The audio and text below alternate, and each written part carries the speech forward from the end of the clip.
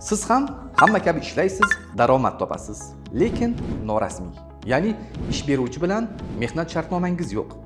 Bu qanday salbiy oqibatlarga olib kelishini hech o'ylab ko'rganmisiz? Keksayib beldan kuch ketganda pensiya ola olmaysiz. Ish beruvchini qovog'iga qarab ishlaysiz, chunki u sizni istalgan payt ishdan haydashi yoki oyligingizni bermasligi mumkin. Noqulay mehnat sharoitlari. Uy, mashina yoki boshqa ehtiyojlar uchun kredit ola olmaysiz, chunki faoliyatingiz rasman ro'yxatda emas. Oyligingiz ham rahbar kayfiyatidek, goh ko'tariladi, goh tushadi. Mabodo ishxonangizda noxush hodisa sodir bo'lib, sizga shikast yetgudek bo'lsa, qaysidir ma'noda siz endi ish joyingiz uchun keraksizsiz. Davolanish pulidan-ku umid qilmasangiz ham bo'ladi. Qancha ishlamang, karyerangiz nolga teng. Bola parvarishi, homiladorlik, mehnat ta'tili pullari deysizmi? Rasmiy ishlayotganlar oladi uni.